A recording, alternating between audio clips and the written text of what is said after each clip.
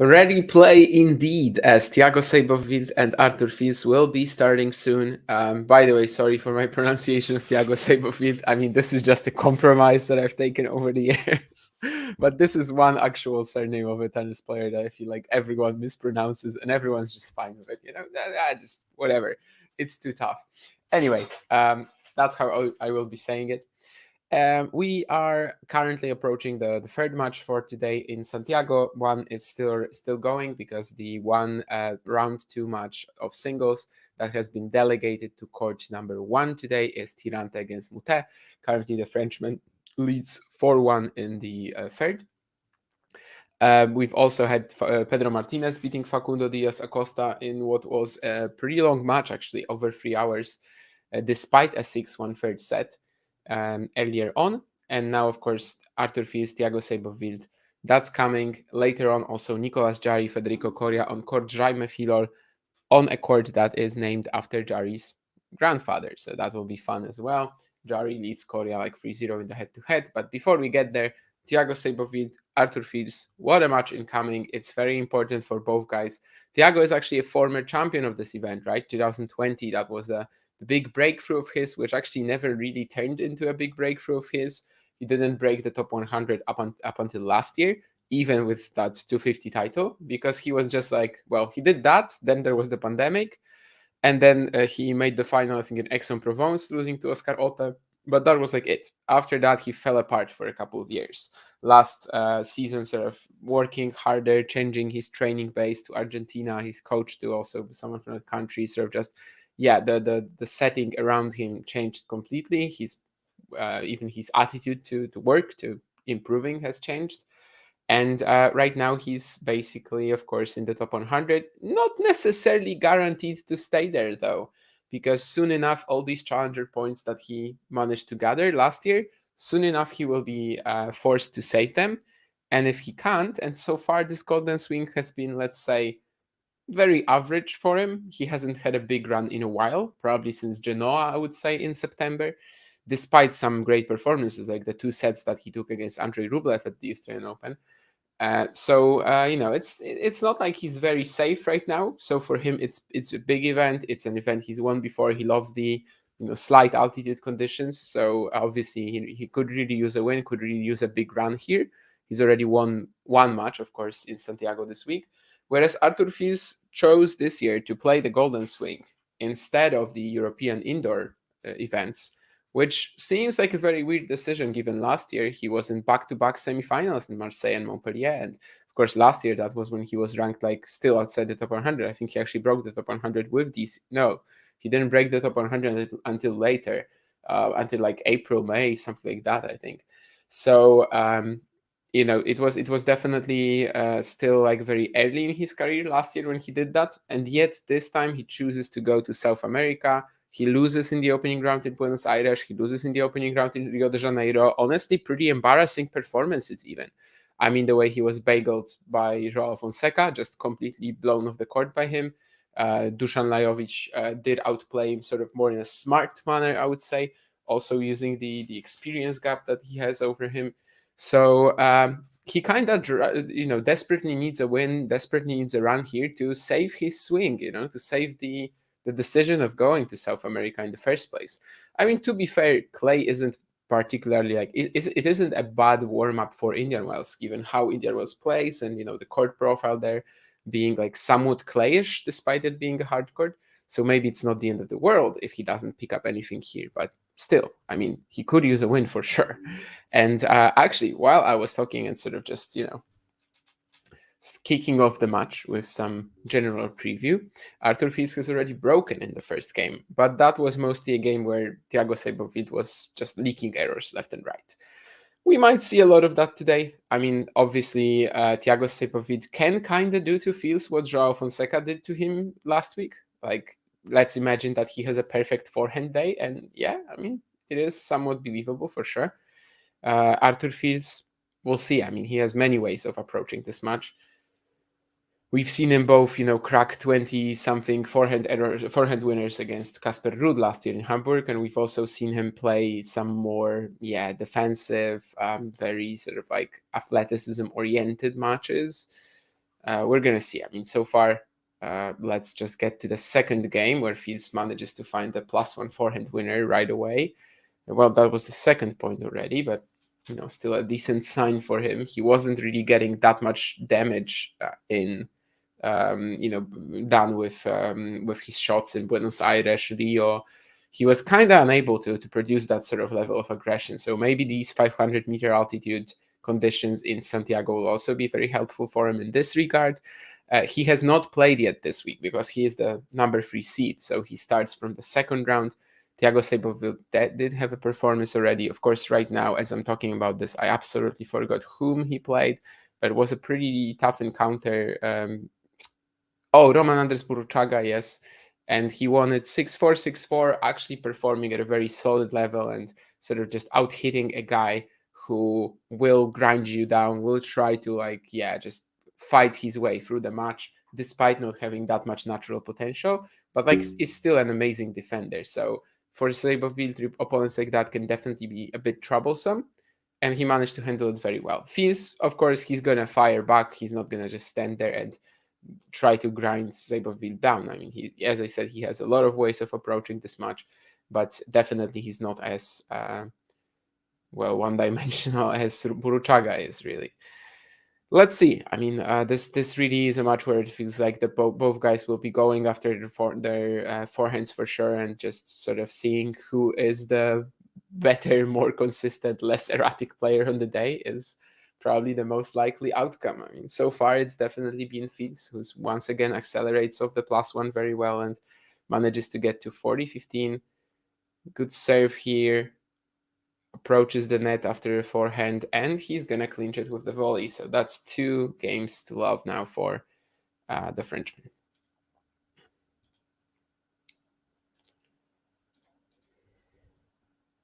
What's taking so long with the game, says Tao Smoke. The break was a little longer than usual, yes, with after Diaz Acosta Martinez. I'm not really sure what the issue was. Probably there was no issue really, but I don't know, they just took a while. Yeah, we are live now. We are, of course, in that second match on center court today in Santiago. Tomorrow, the completion of the second round in Santiago, so these guys will not be playing tomorrow. Tomorrow we have matches like Baez Farias. That's probably the obvious one. Also, there's a Chilean battle between Garin, so not Garin, but Tabilo and Barrios Vera. So also plenty of excitement coming, and one of these guys will be back on Friday to play against Pedro Martinez, who's if it's going to be Thiago Seyboth, it would be a clash of 2 former champions of this event, because Martinez won it in 2022 over Tabilo, coincidentally, while Seyboth won it in 2020. Fields, of course, has not played it yet. This is his first Golden Swing attempt. This is his first time playing in South America, at least in the pros. I would have to check if he played in the juniors, but definitely played orange ball and stuff on green clay in the States. But no, I don't know if he played in South America, but definitely not in the pros anyway. Fires a big forehand return now to just instantly take the first strike away from Seyboth.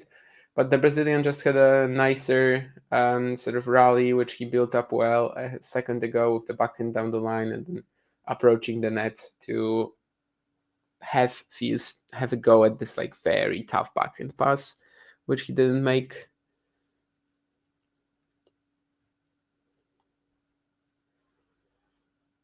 With this, basso or whatever haircut, Arthur Fields looks increasingly more like João Lucas Reis da Silva, this Brazilian player who also has a spectacular forehand, but is incredibly, I don't want to say brainless in the tennis sense, He's a bit of a ball basher. That's not really the case for Fields, and his forehand compared to Reis da Silva's definitely has a lot more, both spin and regulation on it, really. Pace-wise, they're probably similar. What? Was that out, really? What's happening here?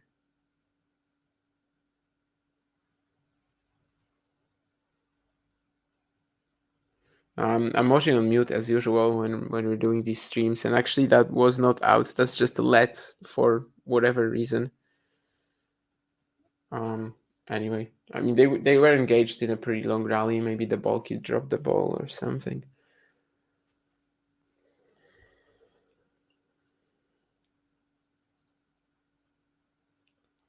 I guess they've both lost to Fonseca now across the past 12 months. Thiago Seyboth in Florianopolis last year in April. Arthur Fils just a week ago in Rio de Janeiro.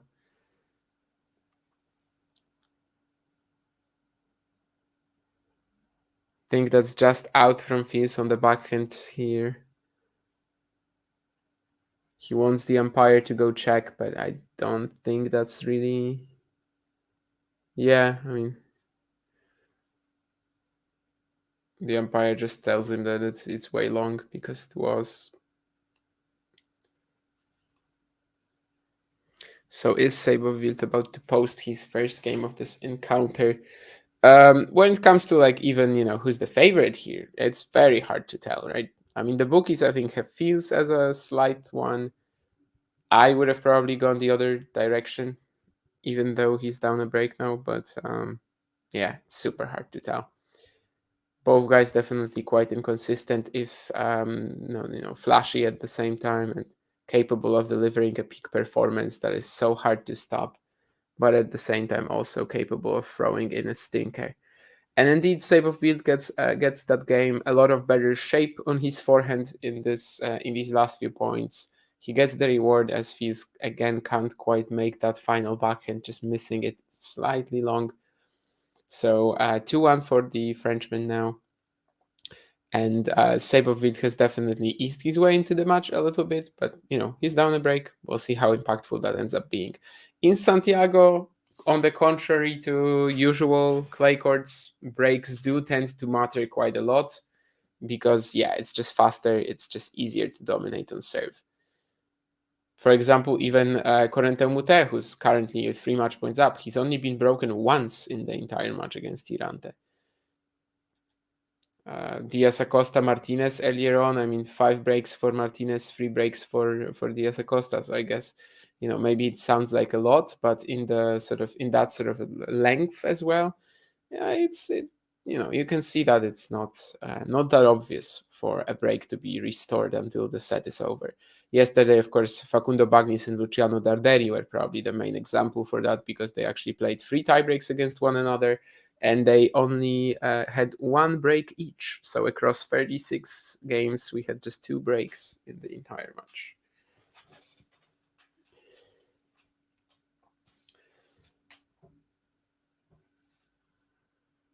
And Tirante has indeed lost to Corentin Moutet. So Moutet, I believe, will now, in the quarterfinals, have to face Jarry or Coria. Nicolas Jarry, of course, is the defending champion in Santiago.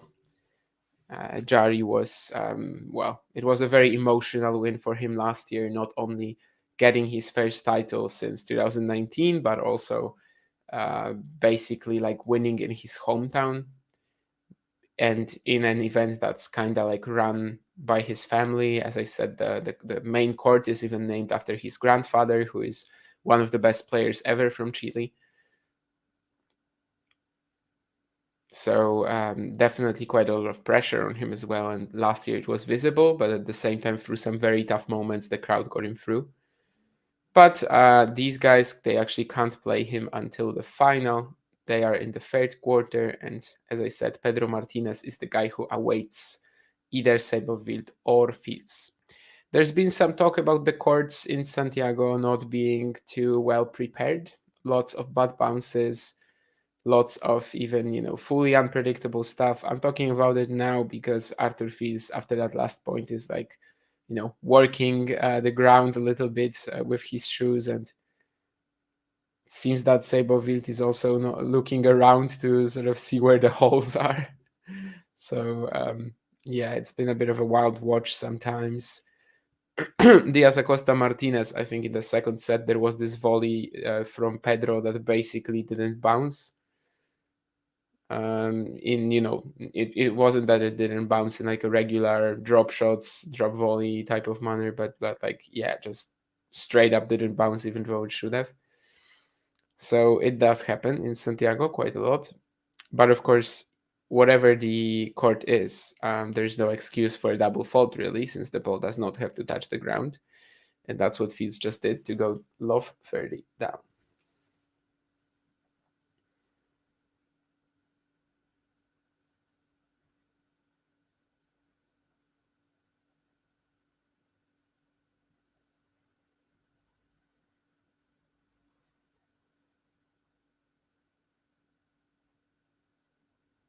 That was a very nice second set, though, and especially after losing the previous point via double fault, that was pretty cool. Gets this great kicker down the tee, which gives him the error from Seyboth, but I would even say that's one of the rare cases when a second serve return might be a forced error rather than an unforced one. So definitely did not slow things down after the double fault. Trying to go for these huge first serves on the lines, but so far missing most of them. And that's what gets him into these second serve positions. Let's see if this time he gets it done better. Yeah. I mean, even the footwork from Fields looks kind of sloppy here early on, which, of course, it's not like he's a poor clay player. I mean, he literally won an ATP 250 in Lyon last year. I remember last year there were some people who are just trying to shape this whole like Fields on clay debate into like he needs to learn the surface or something. But I think he very quickly then, of course, yeah, won Lyon, had that run in Hamburg with a top 10 win. He very quickly showed that he is there. Like he has the level, he has the experience on clay as well. I think even at the time he had the most pro matches on clay. But yeah, so far here he is definitely looking like a little uncomfortable, I would just say. That was a nice point from him, it seemed, because there were a couple of proper, 3K RPM forehands, the kind of that he's famous for, and basically he gets the highest spin rate on tour on that shot. However, eventually, Seyboth saves himself with a couple of moonballs, and Fields tries to smash off the baseline. No kidding around. He just goes for it. No slice on that. He just tries to blast it, and he lands it in the net. So 2 games all, and Seyboth has restored the break by now. Perhaps somewhat similarly to the first game, it was kinda on the player who lost it. But then again, the last point at least, Seyboth had a few pretty surprising defensive gets.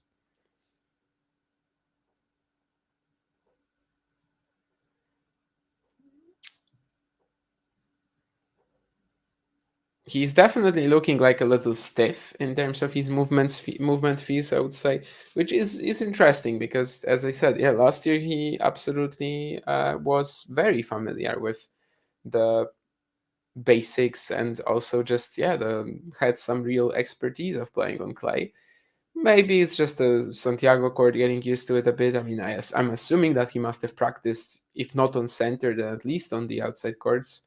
But yeah, maybe that's gonna get better. And in fact, even while maybe looking a little heavy-footed so far, he's definitely still able to hit a quality ball, and that's what he did here.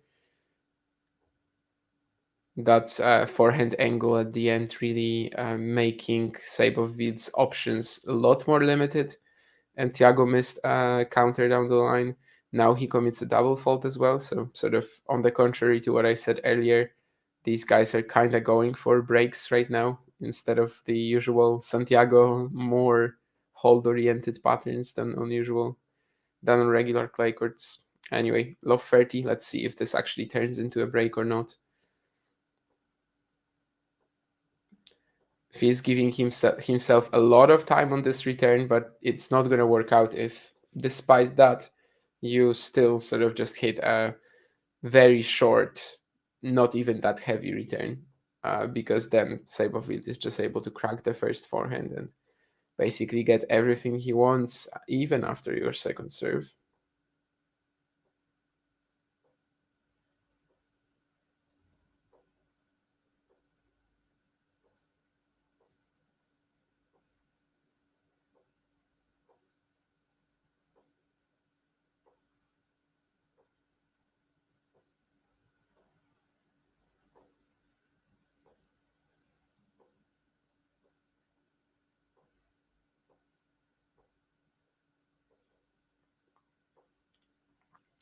But yeah, now he gets his chance to lead again.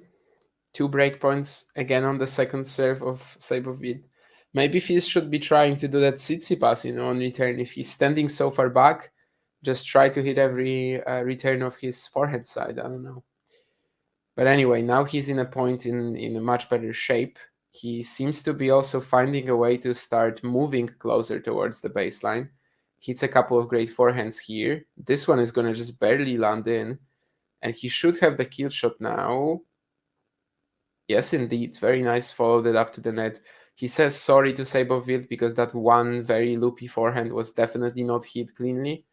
However, all in all, it's a nice point for him. He kind of, just exactly presented the game plan that was there for him when he moved back for the second serve return, right?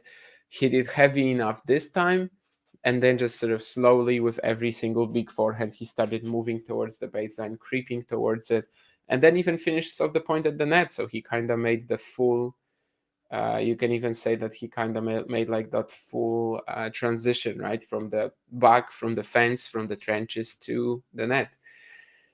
And that's another time Arthur Fils leading up a break then. 3-2. What do we have here? Do you know what happened to Menchik? Nothing. He is absolutely not injured. He just basically had enough after the last couple of weeks. He loses to he wins the first set, is what I'm trying to say, against Davidovich Fokina, and I imagine he continues, right? But he of course lost that high octane first set tiebreak, and after that he just didn't have enough left in the tank, basically. Well, Andy lost normally. Andy lost via getting blown off the court by Ugo Humbert, which, well, he kind of had no chances in this one, right? I mean, Humbert was not going to roll over for him like Shapovalov did. And Shapovalov, well, even against Shapovalov, I mean, Murray hit 8 winners in that match, He definitely still gets wins that are impossible for him, but sometimes it requires some mental gymnastics from his opposition, like Shapovalov tends to do, I guess, quite a lot.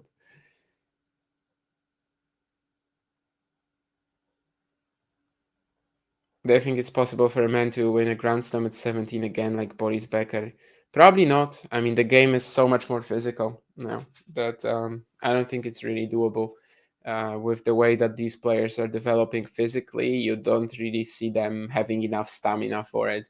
I mean, let's say Fonseca is one of the best 17-year-olds we've seen recently, right? And let's forget about Alcaraz and Rune for a while. And then you still cannot imagine him just winning 7 best-of-5 matches in 2 weeks. It's impossible.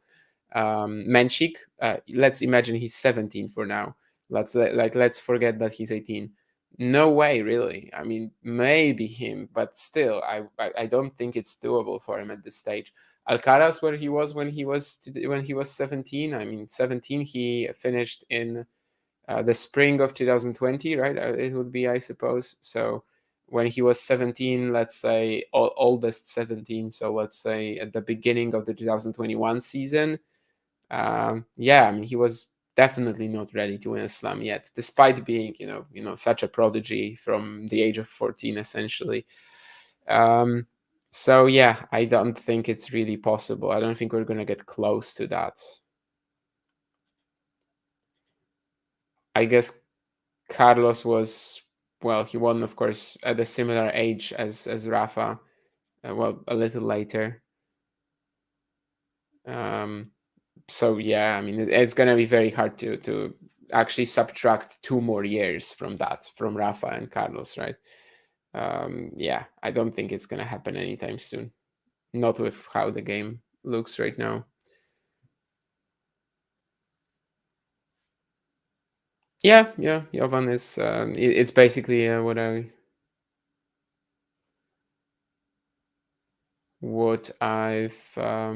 was meaning. Yeah, it's just kind of hard to imagine Ugo Humbert doing the same as Shapo did against Mare. It's just kind of hard to imagine him having that sort of a breakdown of his game right now. As well, he's just too good at the moment, I suppose. I mean, maybe when Shapo is in better shape in a few months, maybe he will also be outside of Murray's range in a way. But for now, that clearly was not the case. But yeah, of course, some big news today about Andy. Let's see. I mean, the guy has already retired a few times, or like announced retirement a few times, right? The big difference, I guess, right now is that he didn't really say it like after a match. He was already hinting at it the day before, and for a couple of weeks now. Uh, I don't really have any opinions on that. I mean, probably it's time because if you think about it, like currently he just survives of these challenger points that he won last year, Aix-en-Provence and the back-to-back titles on grass in Surbiton and Nottingham. So he hasn't really been, let's say, up to main tour standards for a while now, for about a year, I would even say. So. Um, But if he's satisfied with that, obviously he's not. But if he finds some comfort in that, then why wouldn't he be playing? Obviously it's just his choice, and um, I think we're definitely past that stage where someone could ask like, is it worth it? I mean, he's clearly showed that it was worth it to him the past few years, even without any major success. Fils gets the next game. Lots of good serving now, getting that first serve percentage in, that first serve percentage trending upwards. And that's definitely helped him just overwhelm here with the big forehand plus ones. Seyboth 2-4 down. So we're definitely in that sort of crucial game territory. He was 2-love down. He got it back to 2 games all. Now he's 2-4 down, so he will be looking for a repeat of that previous pattern.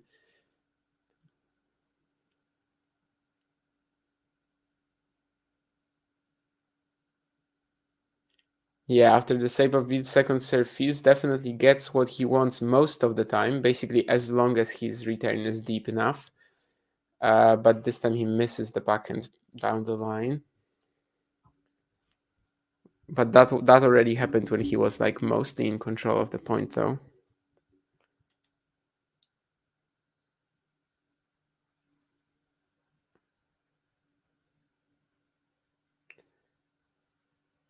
Yeah, Hubi versus Ugo. That's the 4th time since October, which is pretty wild. But yeah, they've been running into each other quite a lot.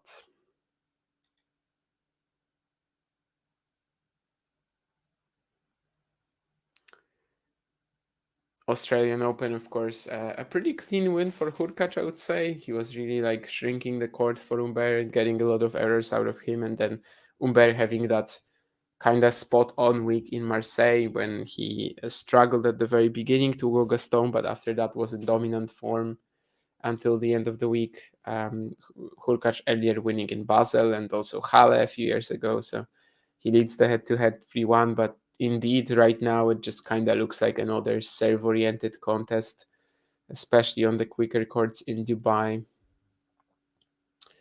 It is very non-threatening. Yeah, I do agree.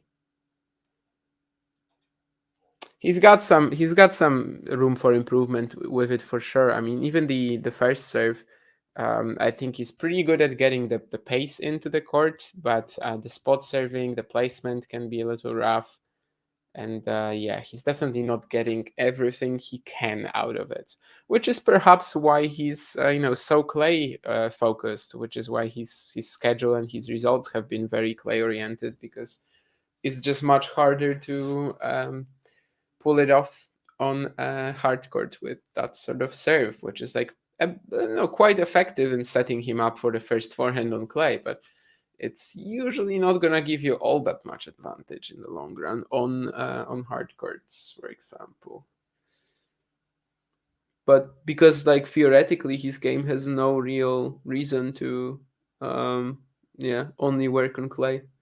There's nothing in his baseline game that would suggest this guy can't make it on hard.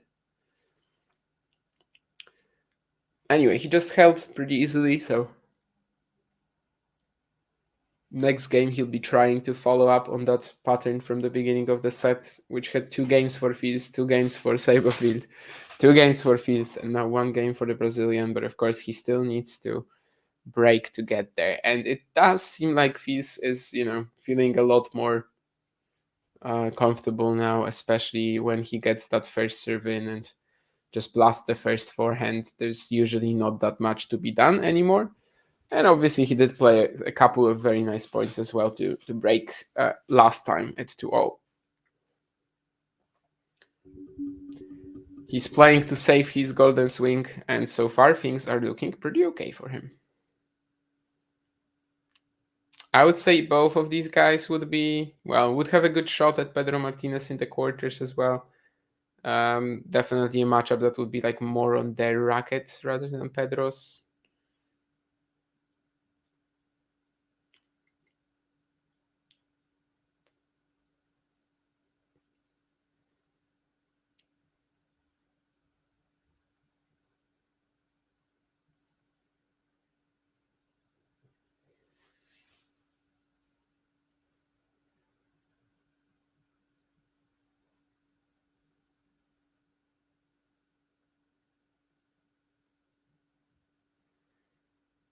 This time Seyboth getting a crack though. After that deep return, he gets a crack at the forehand cross first. And that's already a big advantage for him, as Fils can't quite cover that side too well. Definitely not the sharpest defensively into that corner, which is like somewhat similar to the issues that let's say Schwiontek, for example, or players like that with the extreme forehand grips face. He's fast, he's very athletic, but when he gets a flatter, hard hit into his forehand, he doesn't necessarily know how to handle that pace yet. But on the other hand, yeah, he does have one of the spiniest forehands in the game and still one of the most powerful forehands in the game. So there's definitely benefits and disadvantages to that.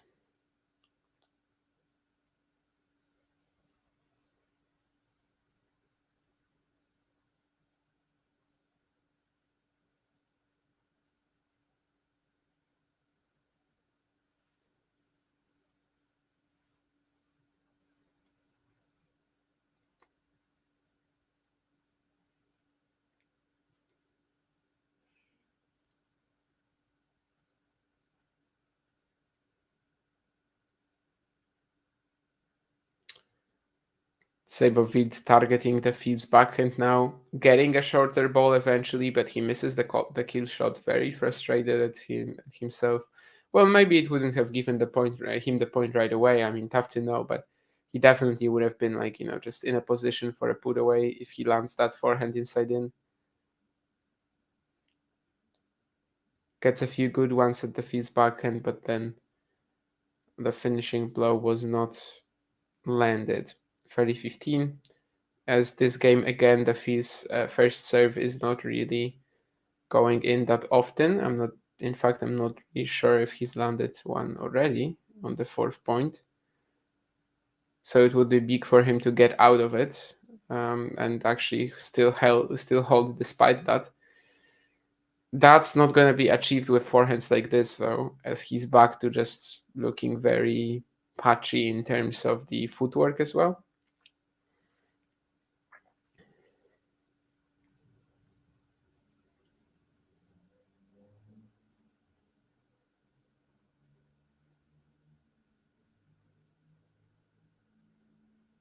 That's an ace down the tee, though, and that would really help 40-30. It's been a little weird, definitely, watching Fizz struggle on clay, struggle on clay, this golden swing, but we'll see. Maybe in Santiago he can wake himself up. Just a little weird, given what he did last year and the results, the runs that he had. One more big serve down the tee. Seyboth will not manage to soften the blow. So 5-3 for the Frenchman as the pattern from the very beginning of the match, 2 games for each. And interchanging that has been broken. Feels in a pretty good position to try to claim the set over either of the next 2 games now.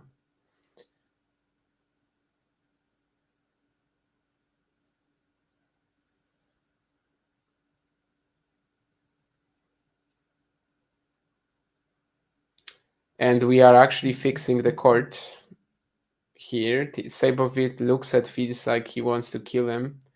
Like, I don't know. I guess he doesn't want the disruption here, just wants to keep playing. But, well, that's the thing, I suppose. The courts in Santiago definitely not that well prepped.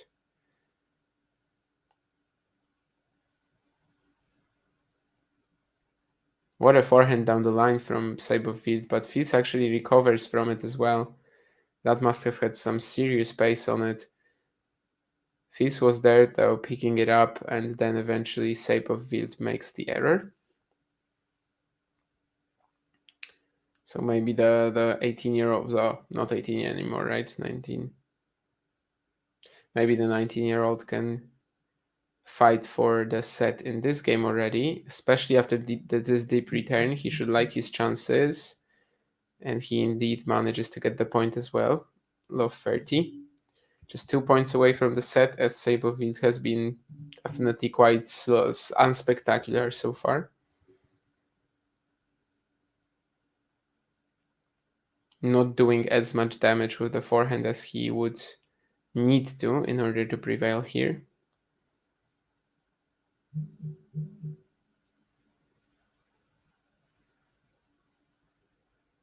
And it's a double fault as well to give Arthur Fils 3 set points.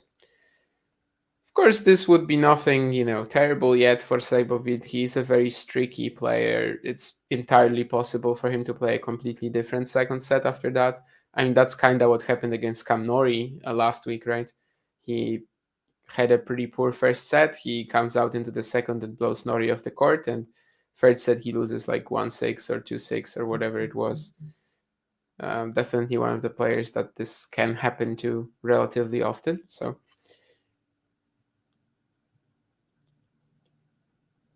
but he can't even claim the next point. Tries to serve and volley and actually gets it on his racket from Fierce, but even the attempts seem very lame. I mean, I think it was a bit Seyboth like throwing the set away here on the last point. 3-5 love 40. Don't think he really believed in his chances to claim it anymore. Anyway, 6-3 feels 90% of his first serve points won, which, once that shot lands, it's been very easy for him to dominate off the +1 forehand. Seyboth on the other hand, just 22% on first serve, which is kind of insane. I mean, it will even out a little bit with more sample size in the second set, but definitely kind of reflects where the problems have been lying for Seyboth and where the strengths have been also for the Frenchman. There were some questions I see. Clay also gives Witt more time in forehand in theory, which would help him if he wasn't so hitting with low margins. Yeah, but I think his technique is definitely good enough to pass on hard courts. I think mostly the serving maybe has been the main issue, and as Ghosty says, the forehand could also be an even bigger weapon on hard. I mean, maybe in a way we saw that at the Australian Open when he had these 5 sets with Rublev, right?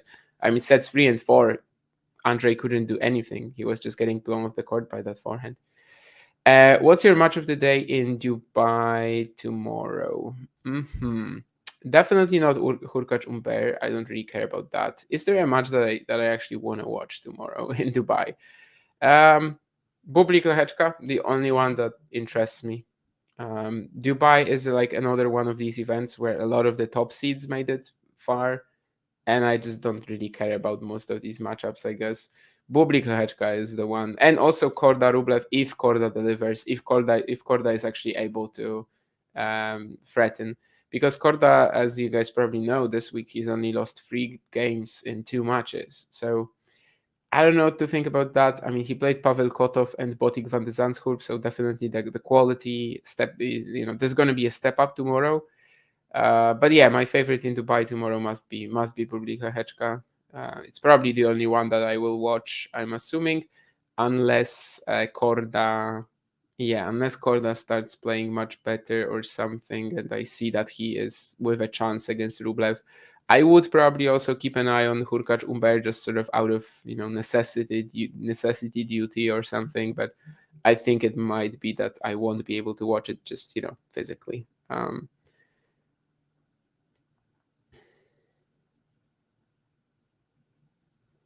Conditioning, Ghosty, is somewhat related to athleticism.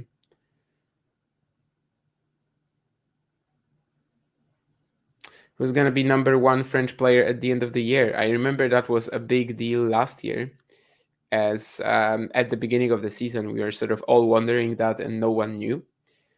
Um, the most likely answer, Umber, right? Because if Manarino sort of stays at a similar level as Umber ranking wise, I feel like that would be a bit surprising. I think Umber should separate himself, and probably the other guys feels, right. It's not quite like last year when there was no one literally that was like a very possible answer, because you had someone like Ugo Umber who was still far back in the rankings. You weren't sure. Manarino was also like probably 60, 50-ish. There were a lot of guys around 50. Right now they actually do have stuff to look forward to, and I think Ugo Umber has to be the reasonable choice. If someone really believes in Fields, sure, I kind of want to see something. I mean, it's really been a while. I don't think it will be Monfils. I don't think it will be Cazor. For it to be Cazor or Monfils, that, let's say, that edge, that ranking spot would have to be pretty low, I think. Lower than it is right now, at least, where they are basically both in the top 20. Umber, Manarino. Manarino, I would expect to have a weaker season. I don't think there's anyone else really that can threaten for that. So yeah, Umber or Fields probably, but Umber is way more likely.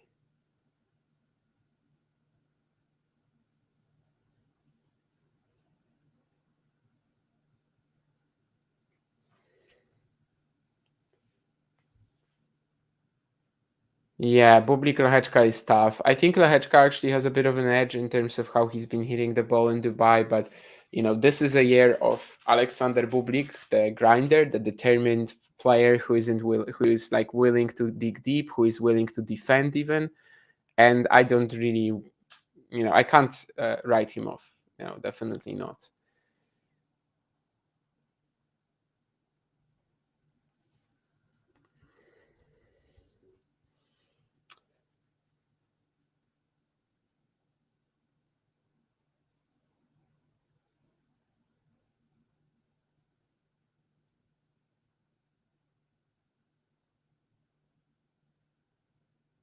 Hi, Shrihari. Straight from the courts in Dubai. You're watching Santiago as well. I see. That's a good choice, I think. I was just basically saying that Dubai tomorrow does not interest me too much. But Bublik Lehechka is a cool match, so that's cool. Otherwise, yeah, it's kind of too high profile to me by now. Too many big seats, have made it. But I know for you it will be big for sure that Daniel is still in the event. I think Hurkacz was also a player you liked, so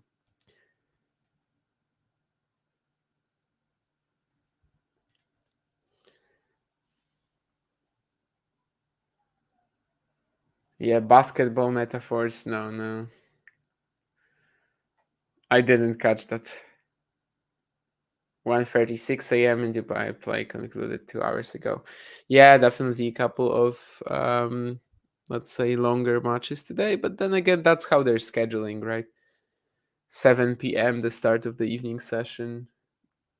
At least Hurkacz didn't play three tie breaks today. That's something you can be glad about.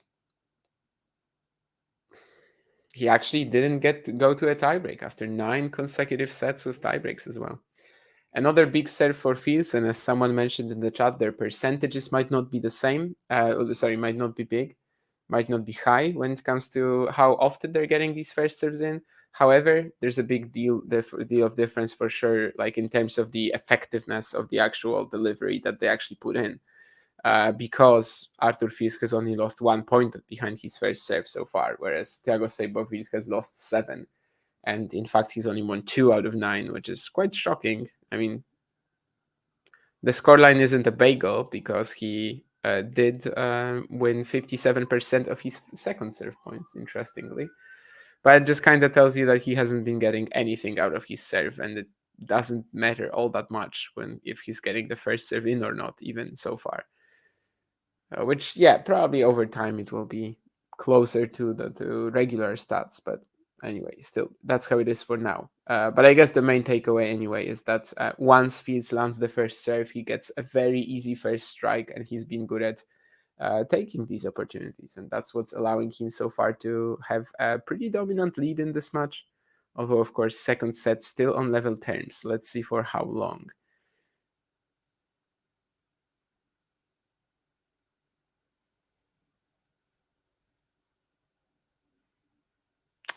That was a really nice rally. It could have been like a point of, that's Arthur Fields right there. However, well, maybe it's still a good example of what Arthur Fields is, given he misses this backhand into the middle of the net, basically. But as a whole, I do think that the trading here was very high quality, and the way he was adding the pace and shape on the forehand cross court again definitely allowed him to stay slightly more on top of the point than Seyboth.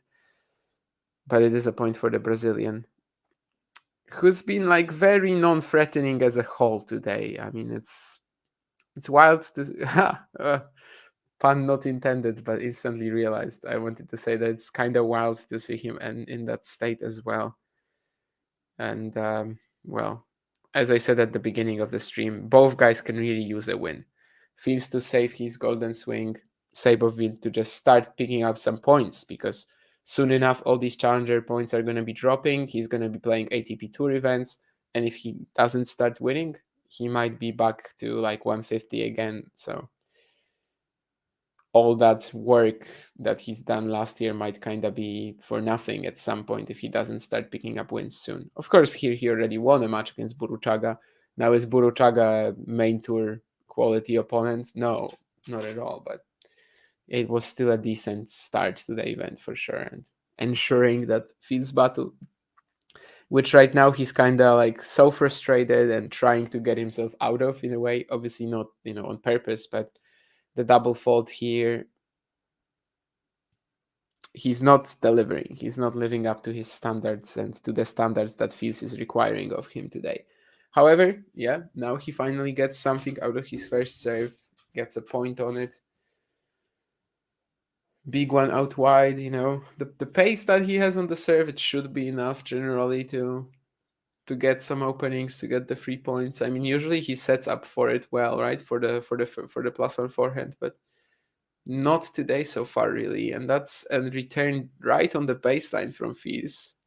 I don't know who's gonna win the point, and now I know who's gonna win the point, and it's not the player that was like kind of clumsily running towards the net. It's the player that throws his passing shot out by like 2 or 3 meters. I mean, yeah, that's rough. Again, Fields trying to work the court a little bit there.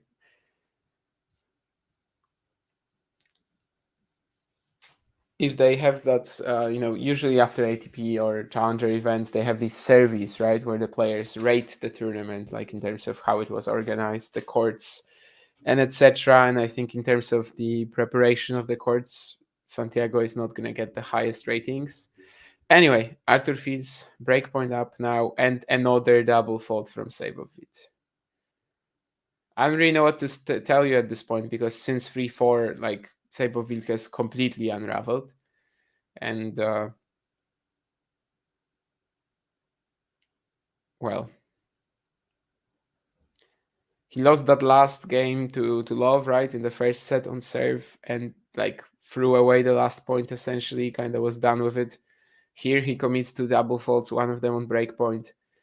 Just doesn't really even give a shot here to Fields to try to get that break for himself. Like, he just kind of feeds it to him. Again, the first serve of Fields doing a lot of damage. Maybe he could have been more accurate on the drive volley, but of course it's not that easy, not an easy shot. it doesn't get a return from Seyboth anyway. So 15 love, but once the first serve of feeds is in, there hasn't been much for Seyboth to do in this match. It's mostly just trying to scramble to get the first shot back and usually not making it.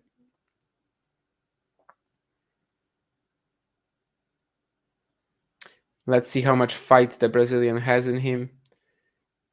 Goes for a big forehand line, feels defending it, and that's a good combination. Yeah, so he is still there. At least, mentally he is not out of it.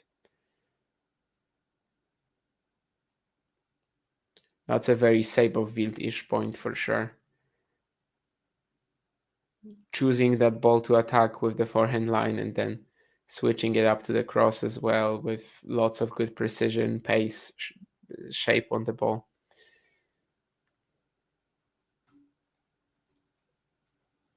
Good on feels for at least making him play that one more ball though.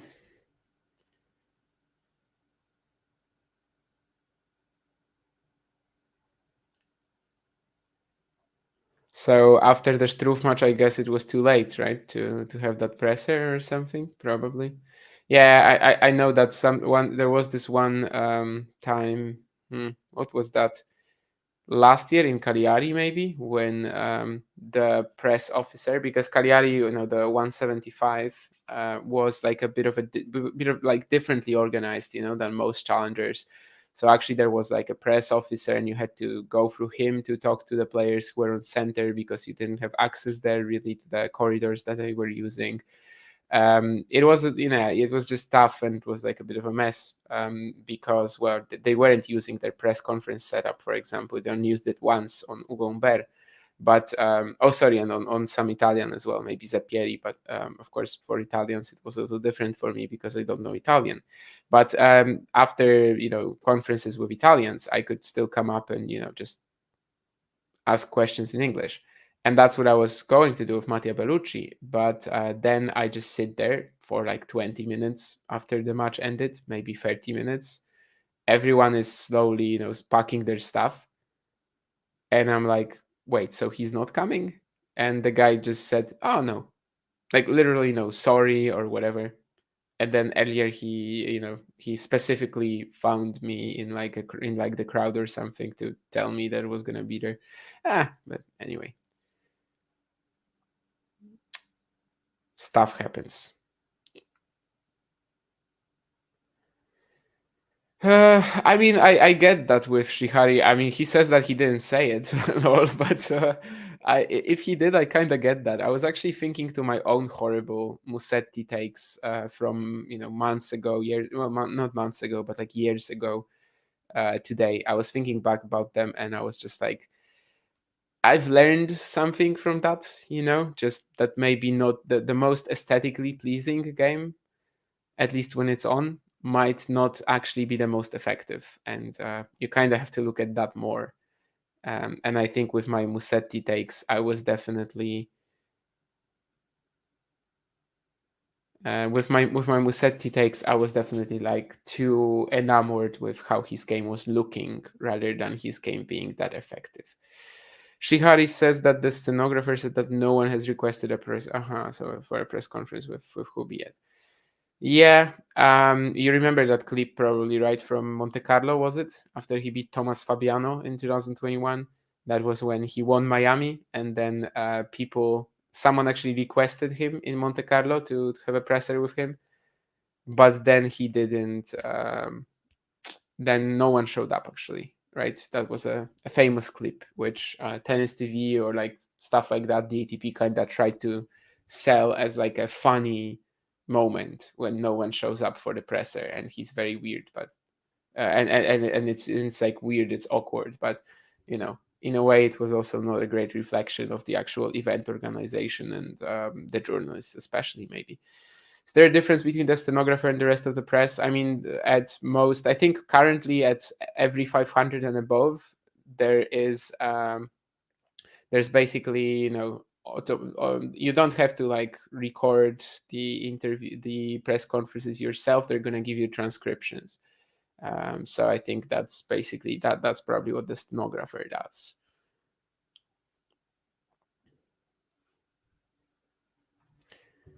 I don't even know what access journalism is, to be honest. But if we are going to talk about that woman, then probably I'm gonna be on your side, Ghosty. Well, I can already tell you. Hmm. Yeah.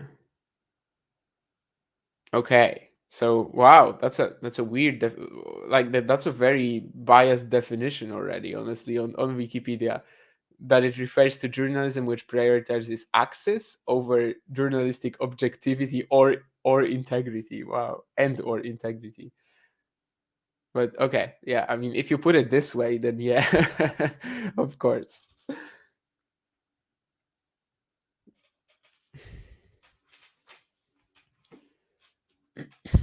I mean, I can't really complain about the work that she does there at whatever WT Insider and stuff.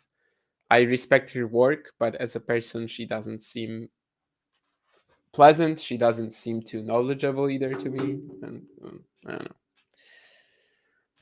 I guess the latter is not that important. It's mostly just being nice to people that I care about. Seyboth won that game pretty quickly, and now let's see if he has it in him to look for a break. The first point goes his way after Fizz forehand unforced error.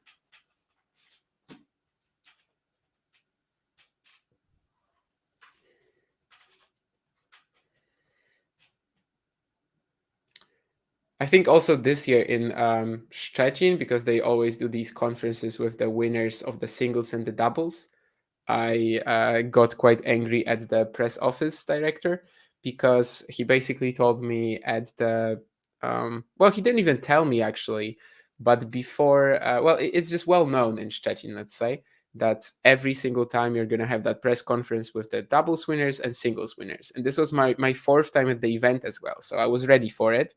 And suddenly, another guy from the press office comes up to me and tells me, because he saw that I was waiting around that tent, and he tells me that there's not going to be a press conference with the doubles winners.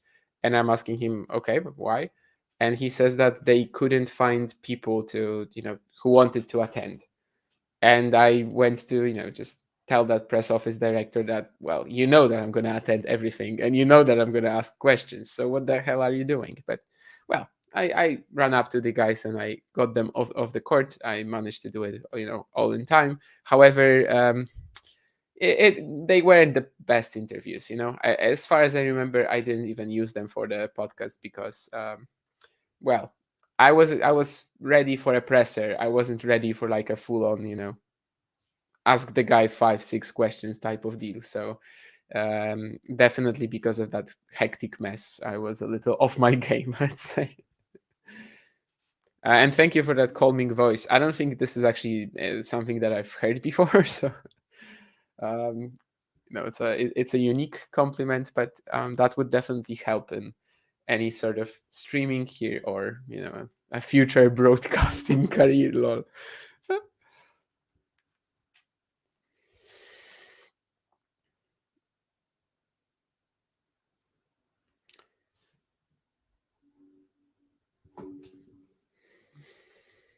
Hubi is adorable. I thought people love to talk to him. I mean, I like the guy as a person for sure. I wish him well, but he's not the most exciting interviewee, right? I mean, he's gonna hedge his words. He's gonna say the same stuff time and time again. I think, um, even when you like listen to like an on-court interview of him or something, he's never gonna tell you much that's interesting, to be honest. But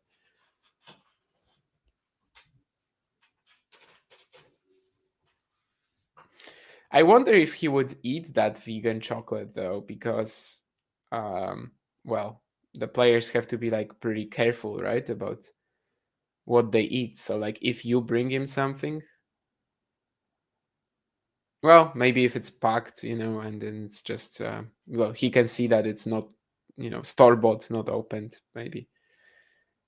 I never thought of that. I don't know. I guess I never gave food to a player before, but it's definitely quite interesting. It's probably gonna be like one of the first times for him as well. if you end up doing that. No, actually, okay, so you're not going to do that. No, but I was interested in the idea because it definitely is something fresh. Although, yeah, it could be looked at as like, I don't know, even, but it's possible that it would be frowned upon by, let's say, people from the press office, for example.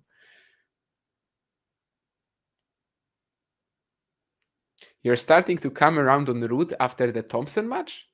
I would think the other way around. You would start to come around on Thompson after the Ruud match.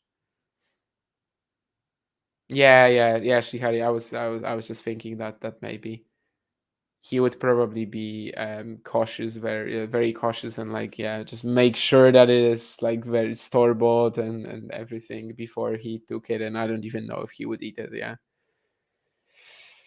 Nurlan is here. Yes, salam alaikum, Nurlan. Yes, Excellency just came.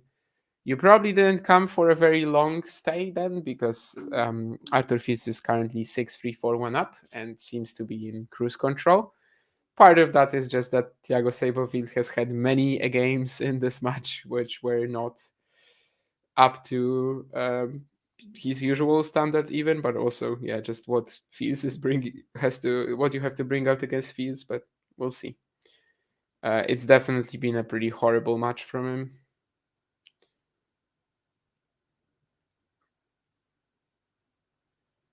And I do think that Seyboth will have a well, I think he will have a hard time maintaining his top 100 ranking this year, especially if he's throwing in performances like this at, yeah, one of his favorite events, such a big opportunity. And that's not because he doesn't have the quality, but because he's still gonna have, like, for a while, he's still gonna have a ranking where he's gonna play ATP Tour events. And if he's not winning matches there, he's gonna drop all the challenger points, and then things are gonna get tricky. But let's see. Maybe he can still return somehow. I mean, he's shown some fight on occasion in this match, but he's also very angry at himself right now. So I don't know if I really buy him. Yeah, just suddenly pulling himself together here, especially with how the whole match has been.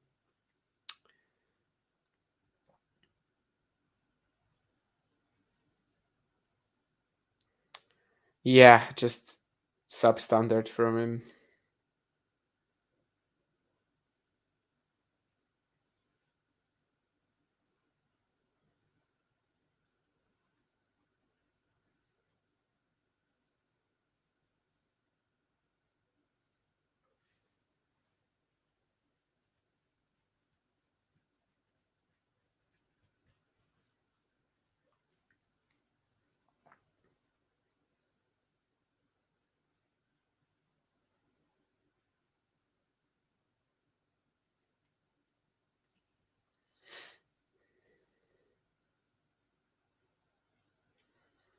Feels again trying to go for that very deep backhand return, just barely misses it, but it's 15 for, well, it's fairly 15 for Seyboth now.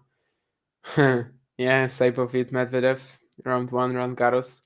That was really such a good patch for Seyboth going into that event, and obviously the match itself as well. I guess he really likes these matchups when he can like bully someone with the forehand, right? And not necessarily the ones when someone fights back. But yeah, I mean, still, that was a pretty insane performance.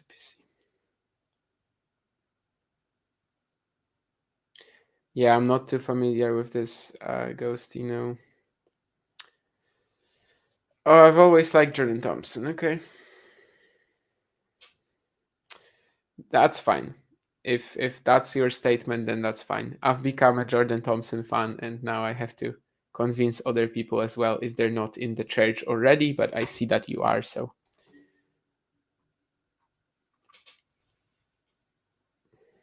we can be buddies again, Ghosty.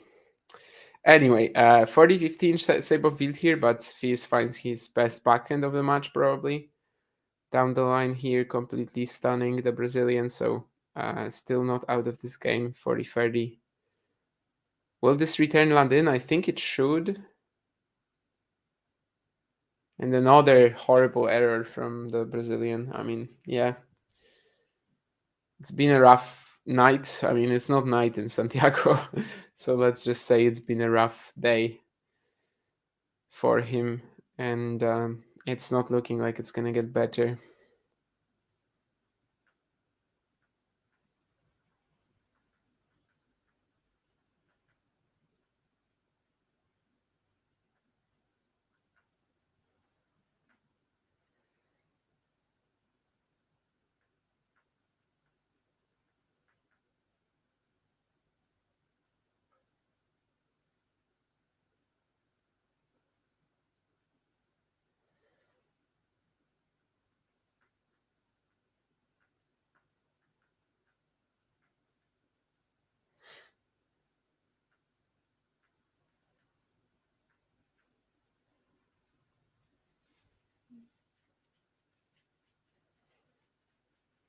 Yeah, it's kind of weird because he kind of, he keeps sort of clenching his fist, pumping himself up, Seyboth. Like the fight is in his, let's say the fight is in how he shows it, like in the body language, but the fight is not really in his game, which has been, I would say, kind of powerless. Even like he's just not, he's not blasting that forehand. He's not getting any openings created because of that. Now Fizz with the net cord, which is really gonna hurt him mentally again,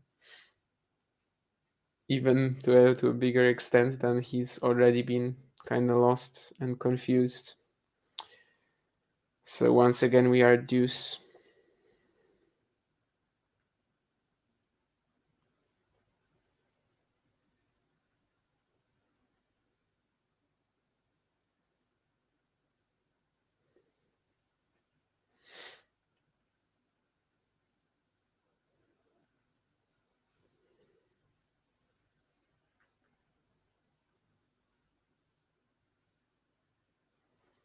Let's see the deuce point. Fizz slicing down the middle. It's a great forehand from Seyboth now, getting a lot of angle where it's supposedly, where supposedly he couldn't really find anything because there was nothing on that Fizz for slice. Maybe it was just a little too short though. He gets a great hit from that low ball despite the maybe more unusual contact point, and manages to get to another game point to potentially get us to 3-6, 2-4, and that's indeed what will happen as Seyboth blasts an ace. Let's see. I mean, two more games for him to potentially break Fizz.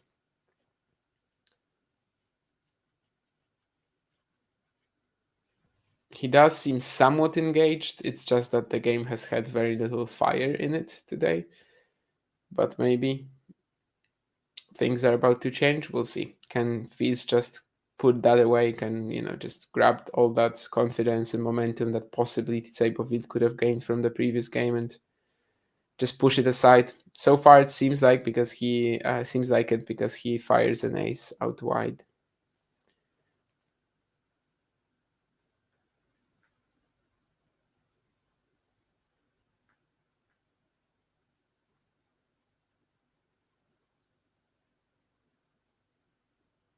This could be and it is indeed, a first serve point lost for Fizz.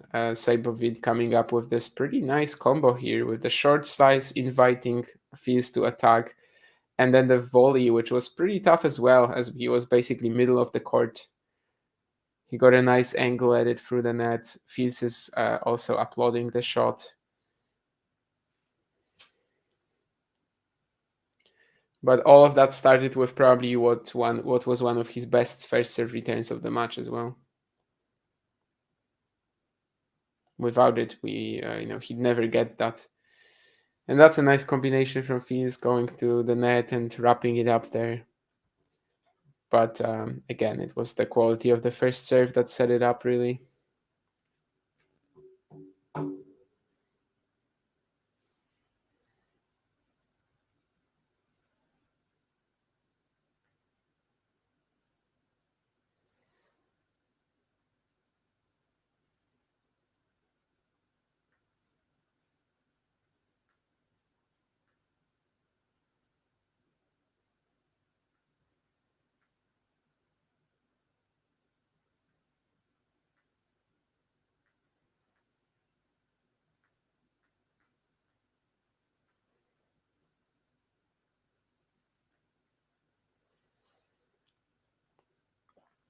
And another big serve gives Fizz the point here, 40-15. This time it's at the body. Seyboth cannot move away in time. So game points to have a 6-3, 5-2 lead and put himself in a fantastic position to make the quarterfinals in Santiago. Of course, he's already made a couple of quarterfinals this year. One in Hong Kong, where he took a set of Andrei Rublev, and also one in Auckland, where he eventually lost in the semifinals to Alejandro Tabilo. And that's, again, a great point just set up by the first serve, and then a heavy +1 forehand. Caps it off with a smash, 6-3, 5-2. Kind of want to praise him from time to time, but then again, yeah, Seyboth has not been the toughest opponent today, right?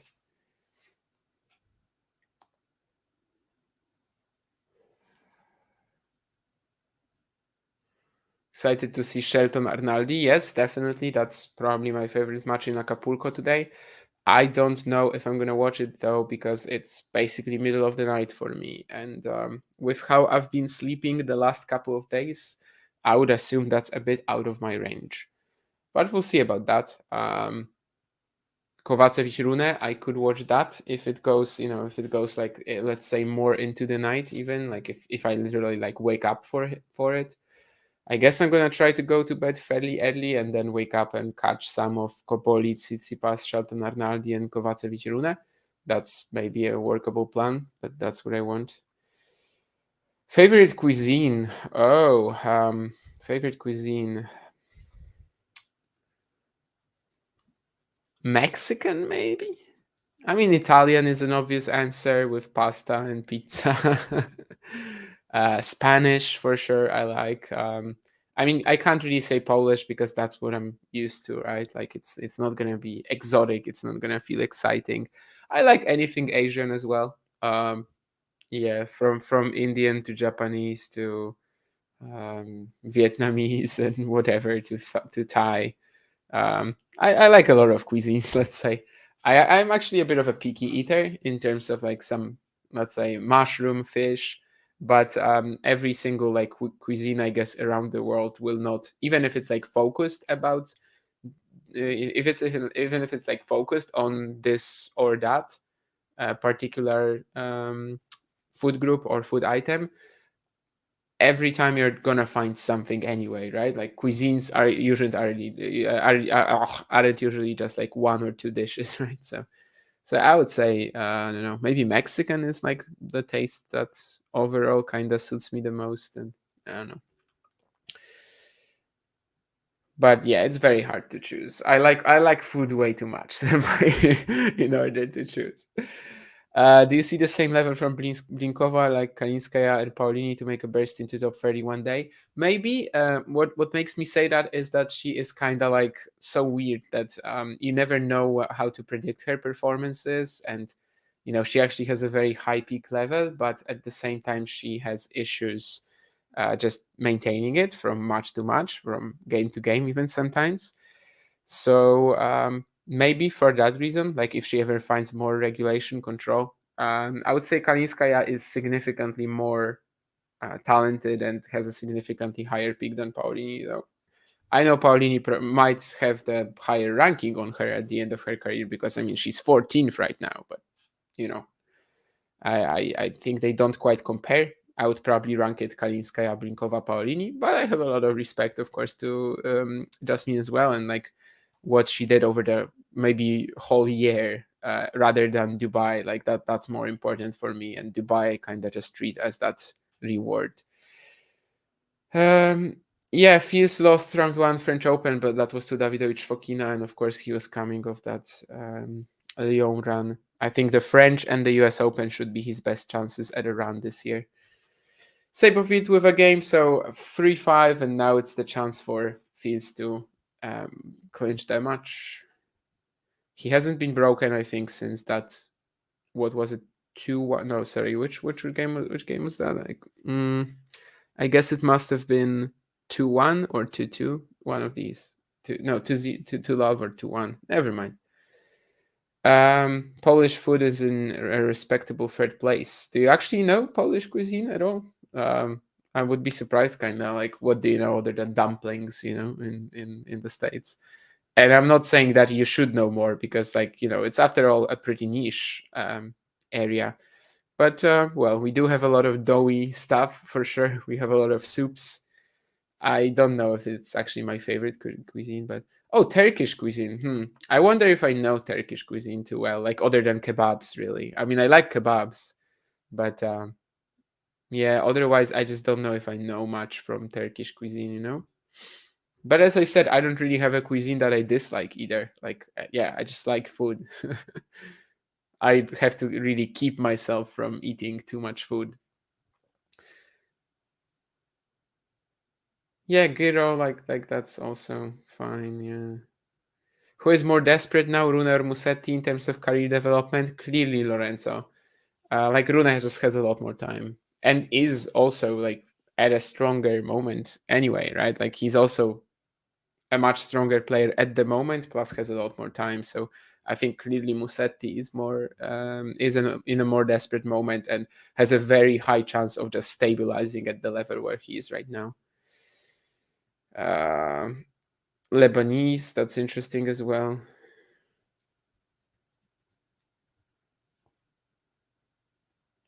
Talking cuisine, yeah. Yeah, I basically can't tell you that I dislike any cuisine in the world, really.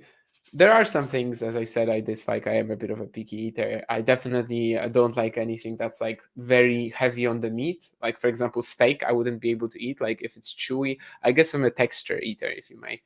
And that also is a problem. However, yeah, as I said, every cuisine is so varied and diversified that in every single thing I can still find something for myself, and it's not a problem really in terms of enjoying other cuisines than Polish. And yeah, 2 match points now. Arthur Fils with this funny netcourt. Thiago Seyboth is amused, but it's not a double fault because of that. And that's gonna be the match. I mean,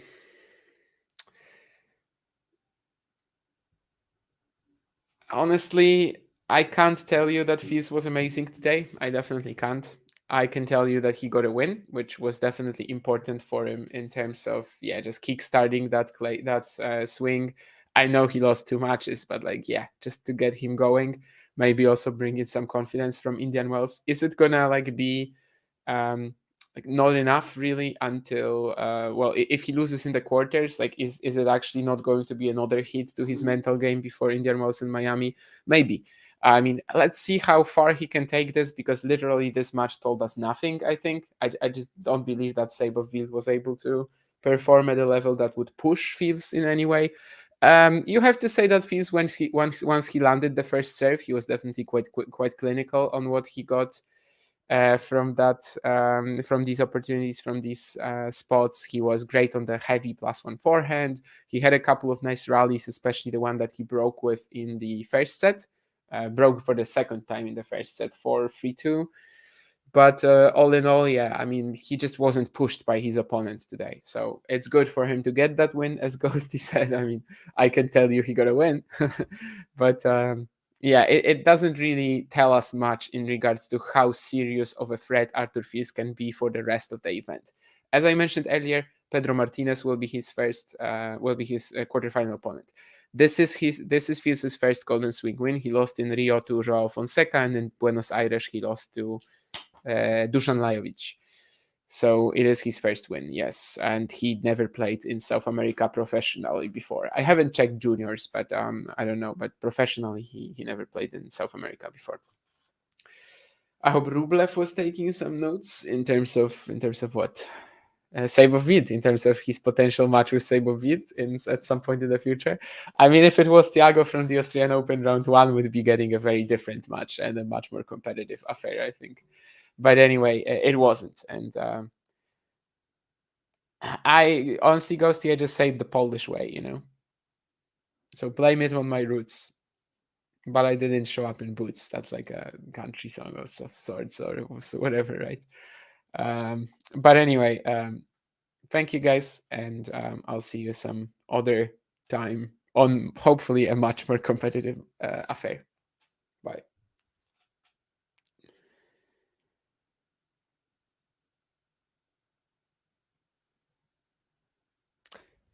If you enjoyed this video, make sure you hit that like button. Don't forget to subscribe and click that notification bell so you don't miss out on all things tennis.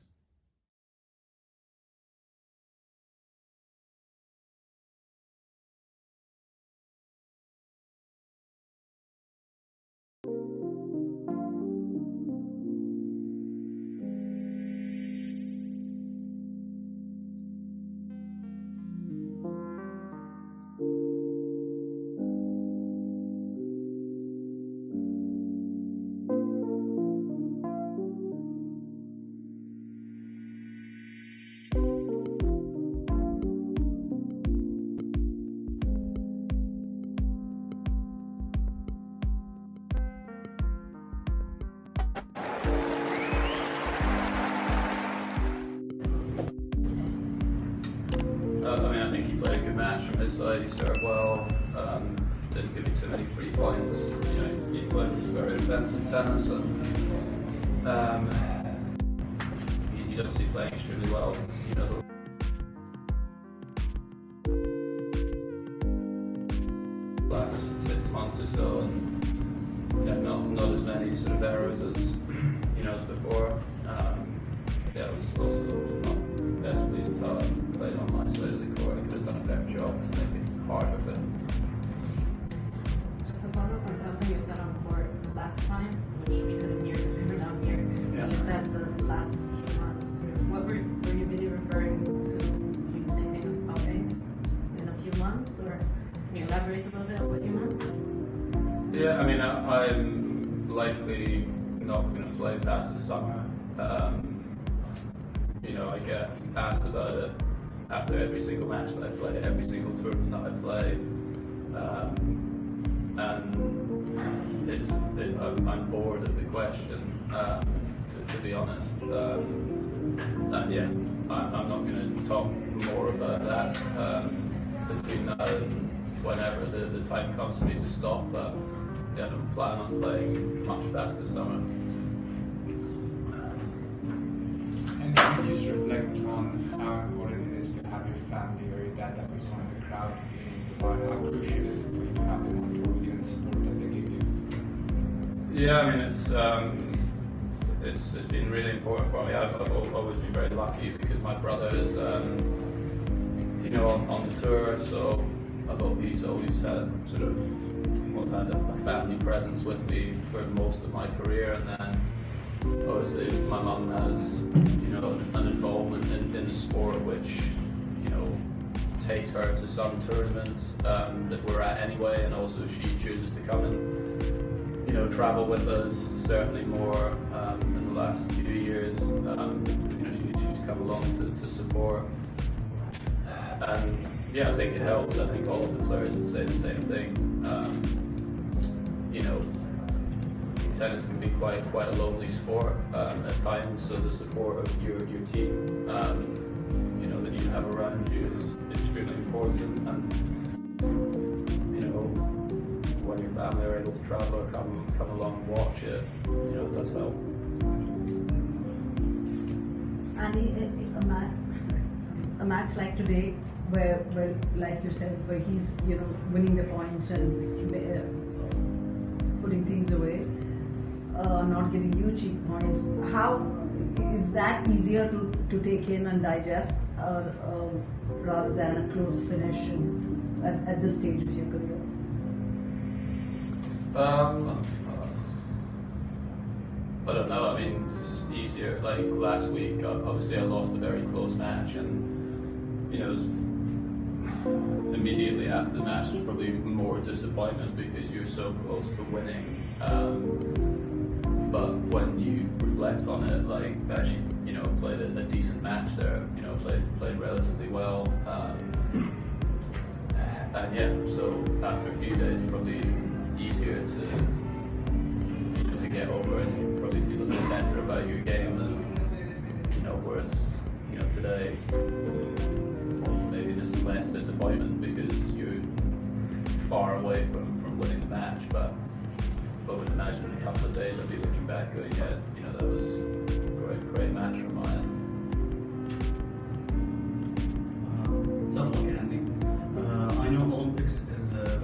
to you. So, what is your goal in the Olympics? Is it just to represent your country, or is there some goals and medal you want to achieve? And if you were to favor either Wimbledon or the Olympics, which would you choose?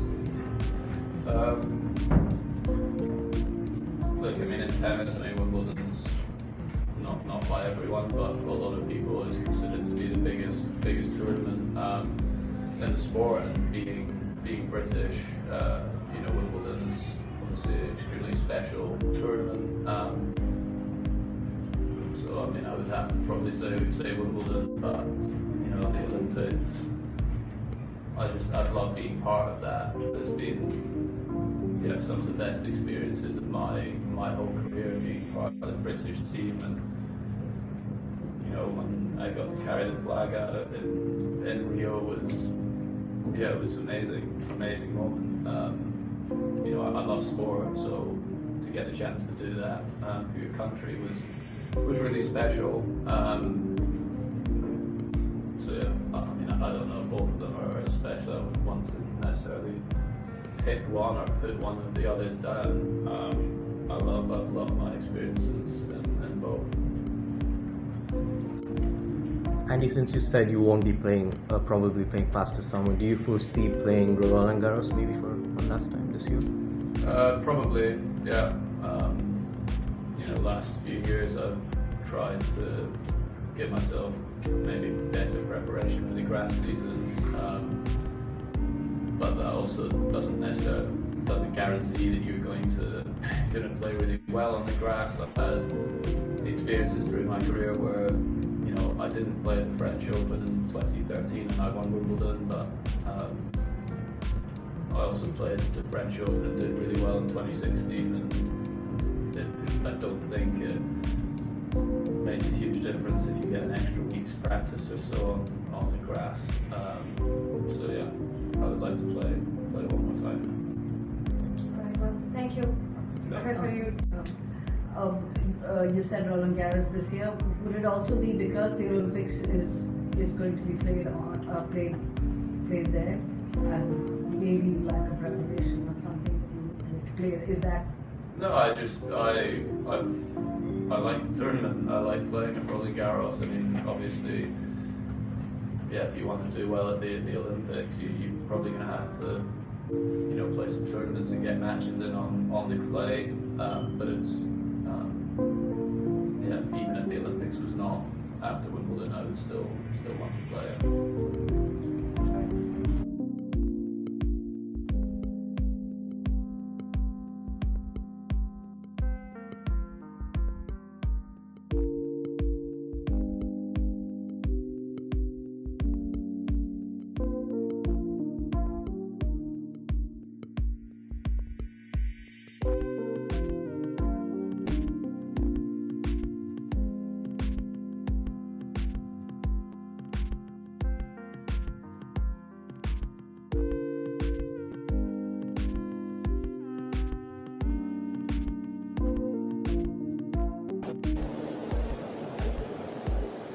Play.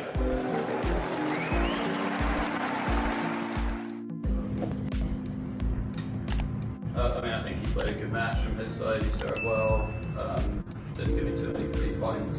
You know, he plays very defensive tennis, and he's obviously playing extremely well. You know, the last 6 months or so, and you know, not as many sort of errors as as before. Yeah, it was also not best pleasing how I played on my side of the court. I could have done a better job to make it harder for him. just to follow up on something you said on court last time, which we couldn't hear because we were down here. Yeah. You said the last few months. What were you really referring to? You thinking of stopping in a few months, or can you elaborate a little bit on what you meant? Yeah, I mean, I'm likely not going to play past the summer. You know, I get asked about it after every single match that I play, every single tournament that I play, and I'm bored of the question, to be honest. And yeah, I'm not going to talk more about that between now and whenever the time comes for me to stop. But yeah, I don't plan on playing much bass this summer. And you just reflect on how important it is to have your family or your dad that we saw in the crowd in Dubai. How crucial is it for you to have them on board with the support that they give you? Yeah, I mean it's been really important for me. I've always been very lucky because my brother is on the tour, so although he's always had sort of had a family presence with me for most of my career, and then obviously my mum has an involvement in the sport which takes her to some tournaments that we're at anyway, and also she chooses to come and travel with us certainly more in the last few years. She's come along to support, and yeah, I think it helps. I think all of the players would say the same thing. Tennis can be quite a lonely sport at times, so the support of your team that you have around you is extremely important. And when your family are able to travel or come along and watch it, it does help. And a match like today, where like you said, where he's winning the points and putting things away, not giving you cheap points. How is that easier to take in and digest, rather than a close finish at this stage of your career? I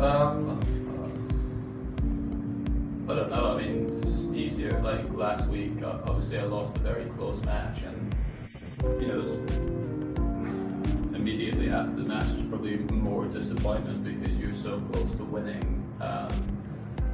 But when you reflect on it, like actually, played a decent match there. Played relatively well. And yeah, so after a few days, probably easier to get over and probably feel a bit better about your game than whereas today maybe there's less disappointment because you're far away from winning the match, but would imagine in a couple of days I'll be looking back going, yeah, that was a great match from my end. Tough luck, Andy. I know Olympics is very important to you, so what is your goal in the Olympics? Is it just to represent your country, or is there some goals and medal you want to achieve? And the Olympics, which would you choose? Look, I mean, in tennis, Wimbledon's not by everyone, but a lot of people is considered to be the biggest tournament in the sport, and being British, Wimbledon is an extremely special tournament. So I mean, I would have to probably say Wimbledon, but the Olympics, I'd love being part of that. There's been some of the best experiences of my whole career being part of the British team, and when I got to carry the flag out in Rio was amazing moment. I love sport, so to get the chance to do that for your country was really special. So I don't know if both of them are special. I wouldn't want to necessarily pick one or put one of the others down. I've loved my experiences in both. Andy, since you said you won't be probably playing past the summer, do you foresee playing Roland Garros maybe for one last time this year? Probably, yeah. Last few years I've tried to give myself maybe better preparation for the grass season, but that also doesn't guarantee that you're going to play really well on the grass. I've had experiences through my career where I didn't play at the French Open in 2013 and I won Wimbledon, but I also played the French Open and did really well in 2016, and I don't think it makes a huge difference if you get an extra week's practice or so on the grass. So yeah, I would like to play one more time. Right, well, thank you. Okay, so You said Roland Garros this year. Would it also be because the Olympics is going to be played there as maybe like a preparation or something to play? Is that? No, I like the tournament. I like playing at Roland Garros. I mean, obviously, yeah, if you want to do well at the Olympics, you're probably going to have to, play some tournaments and get matches in on the clay. But it's, yeah, even if the Olympics was not after Wimbledon, I would still want to play it.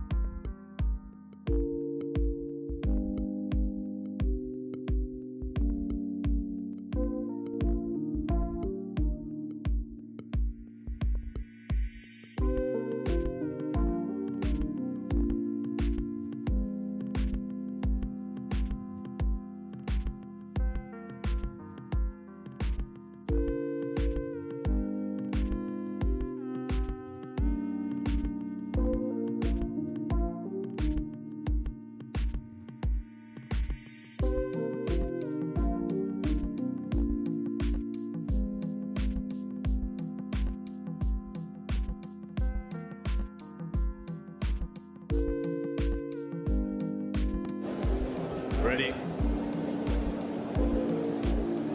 Play.